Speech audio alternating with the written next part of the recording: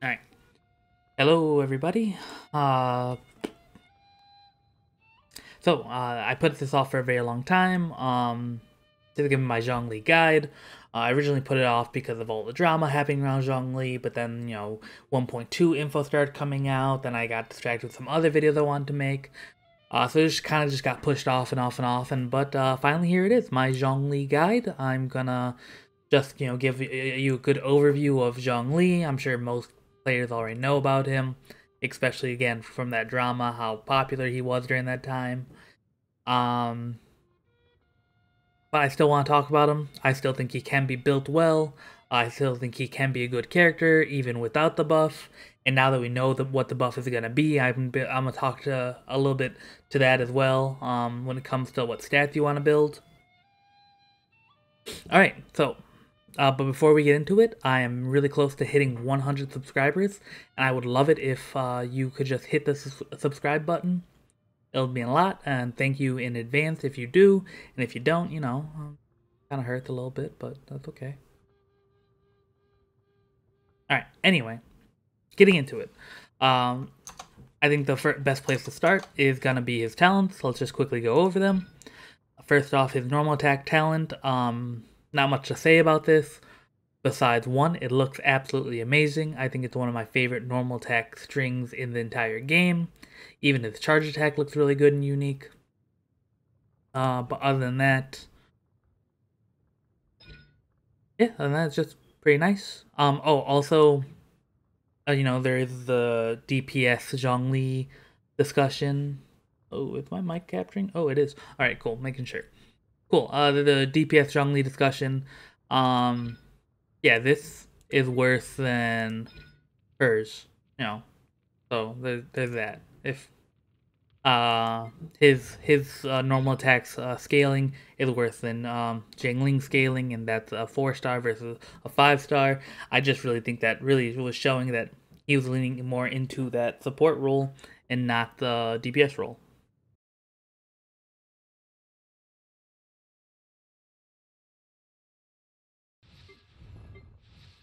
One second.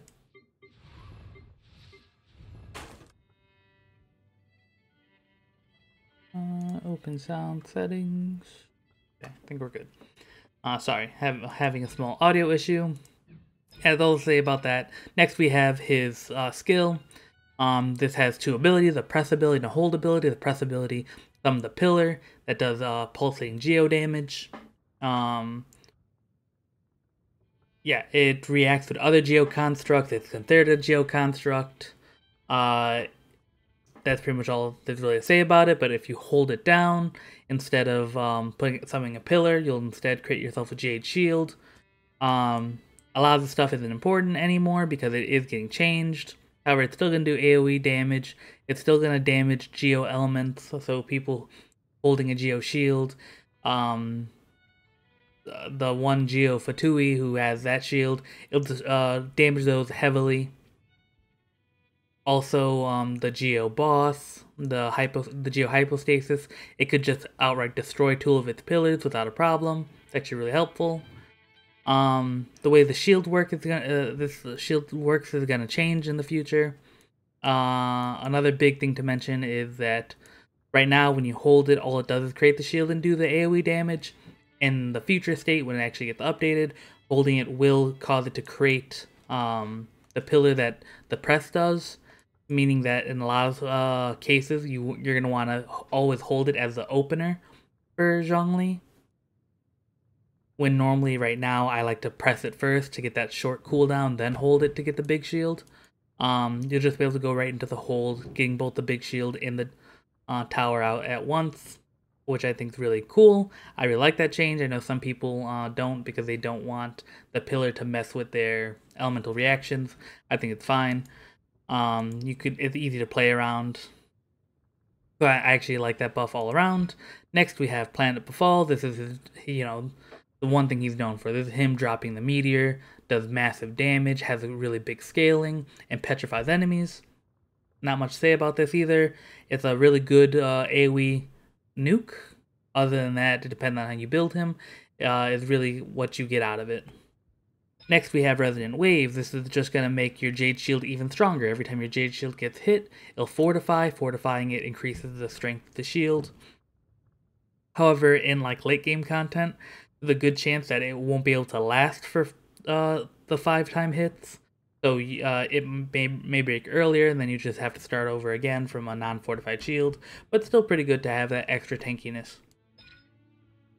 Alright, next we have Dominance of Earth. This is currently gives 33% of Zhongli's max HP to his Plant Befall damage, which makes it cool because it's a dual scaling ability.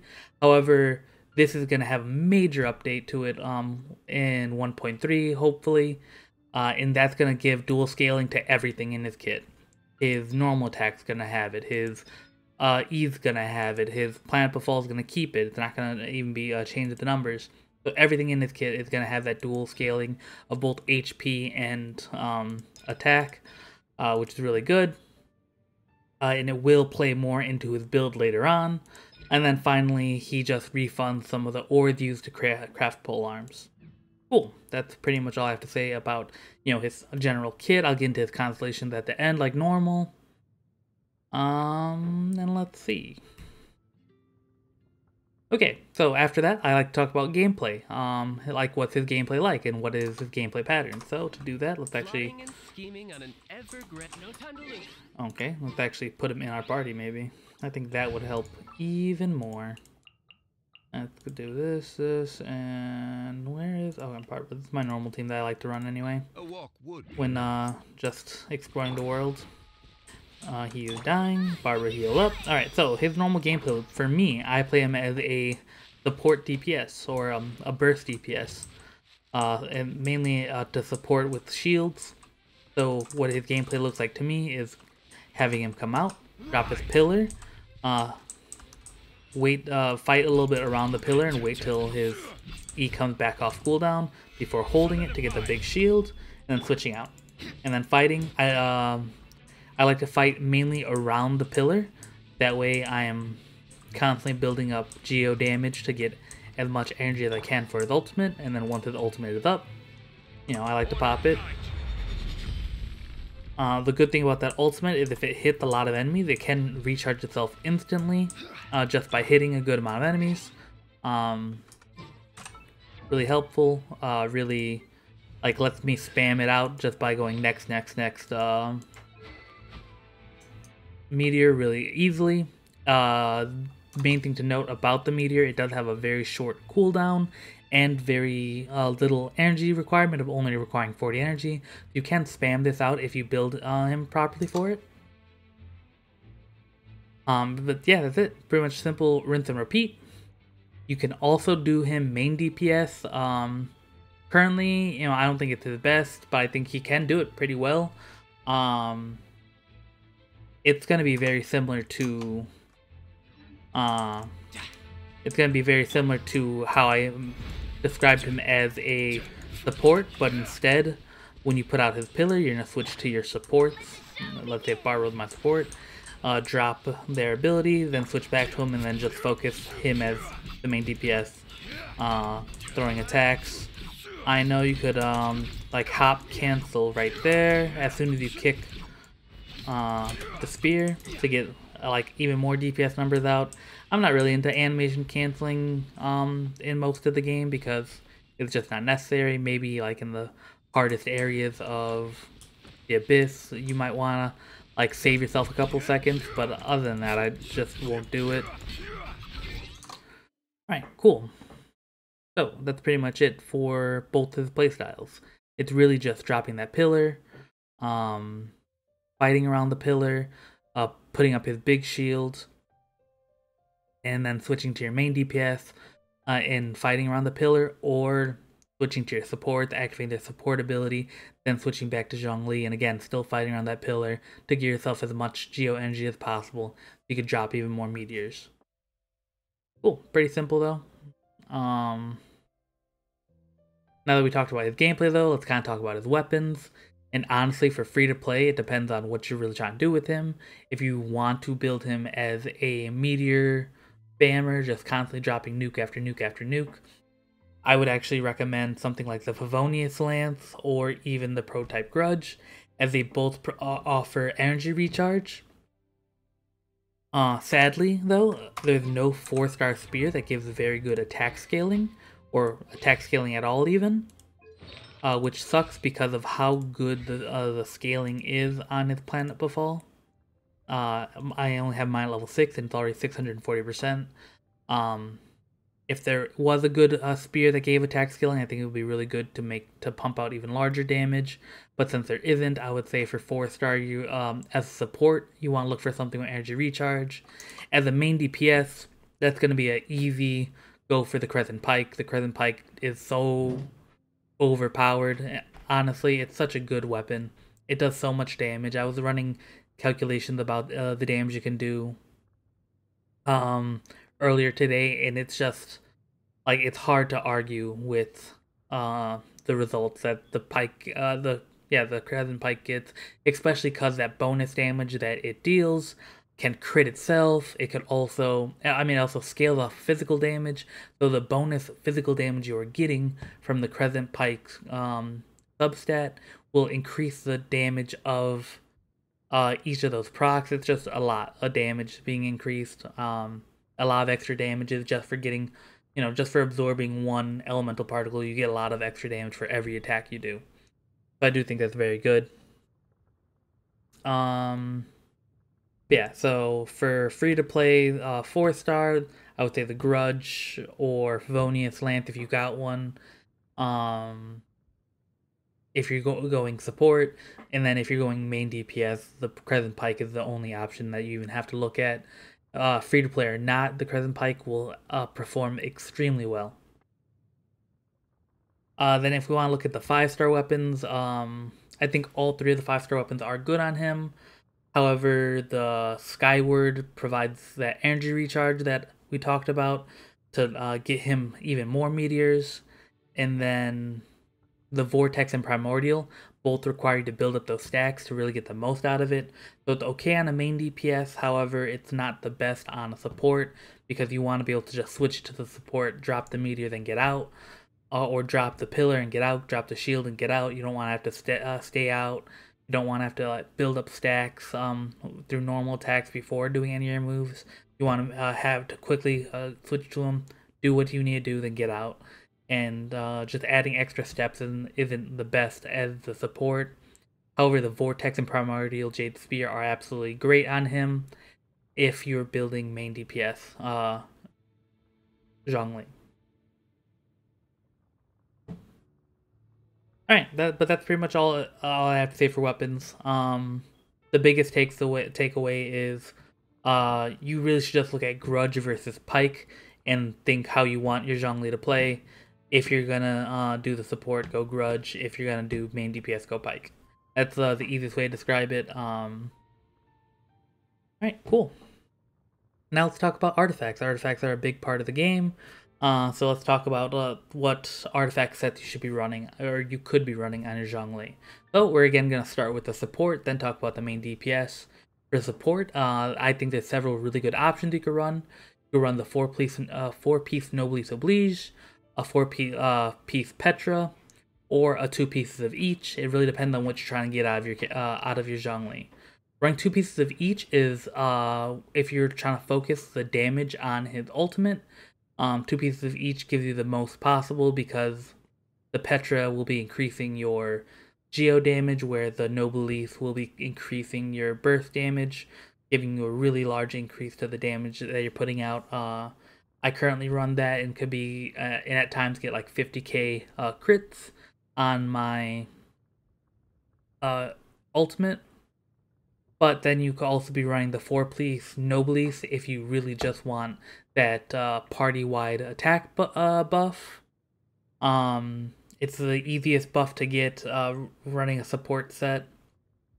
But if you want an even better buff and you want to micromanage your Zhongli ultimate a little bit more, or not even just your ultimate, but your Zhongli damage even more and how you're picking up your crystals, you can run a 4-piece Petra, which offers a very good 35% damage buff to whatever crystal you picked up. So if you pick up a fire crystallization, all your pyro damage is going to have a 35% increase for 10 seconds. However, I do believe if you pick up like a cryo right after, you are going to change the buff from pyro to cryo, because only one buff can be active at any time, and I think whatever your most recent one to pick up will be the one that's active.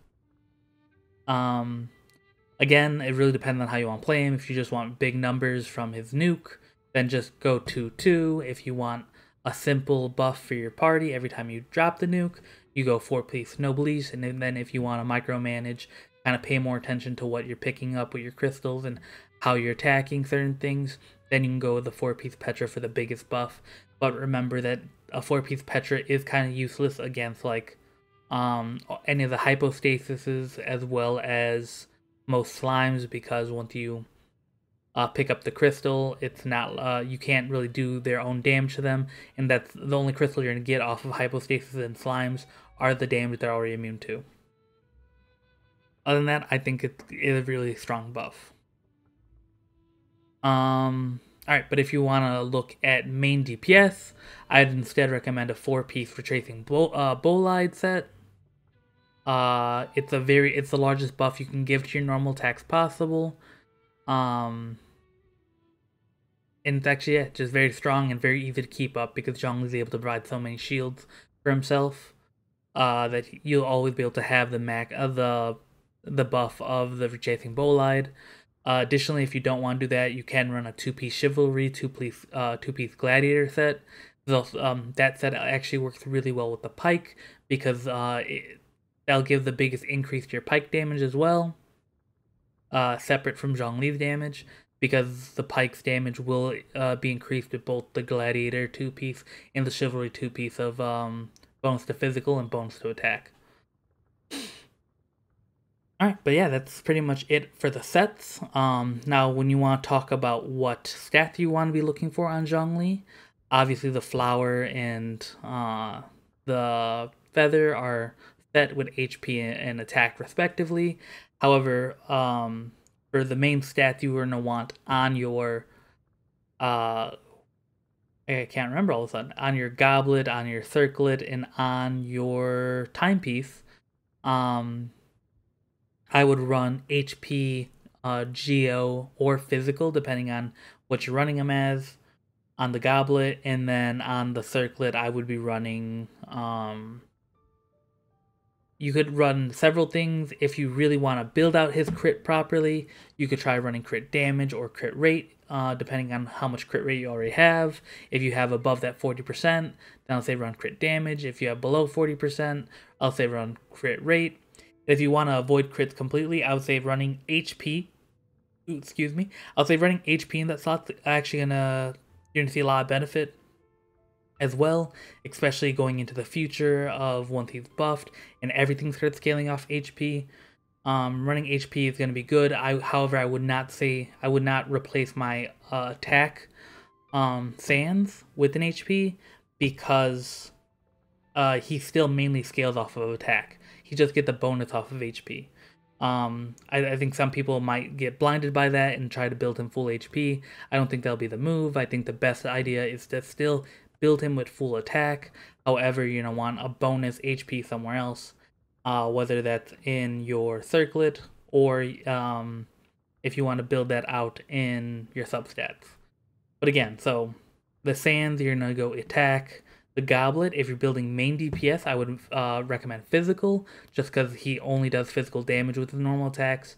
However, if you're building him more support, then the Geo Goblet's going to be really good for you. And then the circlet, it depends on if you're going to run crit. If you are, go crit rate or crit damage based on your already crit rate. And if you're not going to run crit at all, just run HP, as it'll provide a good bonus to your damage as well. Alright, now that we talked about, what artifacts to build on him, let's actually talk about a couple characters that go pretty well with him. As a support, I actually won't be talking about any characters, because as a Geo support, you kind of fit in anywhere. I guess you won't fit in particularly well with an Anemo main DPS, but other than that, you should fit in well pretty much anywhere. If you're supporting like a Noelle, you're gonna be able to give her the maximum shield uptime for her retracing bolide if that's what you're running. If you're with the Ningguang, just being there and giving the Geo Resonance is going to be good, especially when that Resonance gets updated. And then any other element, it's just going to be good to have Zhongli. He's not going to be like your main like reaction support, but he will be your lifeline, your utility. He's just going to keep you beefy, keep you alive throughout any content with any team, really. Alright, but if you're going to build him main DPS, I would recommend building a superconduct supports around him, and you're going to want to focus on a cryo and electro character that both can do their job when they're not on the field. So for cryo, if you don't have a healer, Chi-Chi pairs extremely well with him if you're going to be going for that superconduct. If you already have a healer and you don't really, or you don't have Chi-Chi, Kaya is also a really good option, especially with his elemental burst. And then for Electro, Fischl, Lisa, and Beidou are all great Electro characters that can have their Electro abilities sustained when they're not on the field, with Lisa and Beidou's burst, and Fischl with her entire kit. Again, the main goal is to just proc that superconduct. That way you'll lower their physical resistance, and then Zhongli could increase his DPS even further. Okay, finally though, after talking about all of that, let's just go over his constellations real quick, as that's the last thing I really want to cover in this video. This video is already getting long, it's over 20 minutes, so let's just quickly go over his constellations. The first one, really good, gives you a second pillar. Since they're both geoconstructs, they resonate off each other, and it just is an overall boost to his kit. Some people believe that this should have been just part of his kit naturally. I think it's not necessary, but is very appreciated. Next, his Planet Befall now gives a shield to nearby allies. This is what makes him a co-op character. If you care to main him in co-op, this is a really big buff for him, because no longer are you just kind of selfishly having your own shield. Now you're going to be able to give shields to everybody. Your 3 and 5 are like every other 3 and 5. You're just increasing the levels of your talents. Next, we have his Constellation 4. This will increase the AoE in the petrification of Planet Befall. This is just a really good support or utility for him in general. Having that increased petrification while he's a support means that you're going to be able to have even more time to switch to your main DPS and get some damage out. Having that increased AoE if you're main DPS just means you're going to be hitting more targets with that giant meteor. Alright, skipping 5 like we already said, and then going straight to 6. This just adds small healing capability to him. Whenever the Jade Shield takes damage, 40% of that damage is then converted to HP and heals the character who is being hit. I think this is really nice. I don't think this is like a power up. It's just more of a side grade for him. It just gives him power, horizontal power. Like, you know, not only is he already a support, he also does a little bit of healing now. It's not the best, but it's also not bad. It's actually very good. I don't think any of his constellations are bad. I think each one of his constellations offer new stuff to his kit, or increase what he already has, like the extra pillar or the extra range and petrification, or it gives him like more utility, like making him a better support for co-op and an actual like sub healer. But yeah, that's pretty much it. I just want to, you know, quickly make a Zhongli guide, especially because, you know, he's gonna leave in like less than 24 hours now. So if I'm gonna get a guide out on him, I gotta get it out soon. So here it is. Let me know what you think. If you like this video, please leave a like. If you like what I'm doing, subscribe to my channel. You're very loud, Zhongli. Alright, yeah, if you like what I'm doing, please subscribe to my channel. Like I said, I would love to hit that 100 subscriber mark by the end of this year. And yeah, thank you. Have a good day, and catch you next time.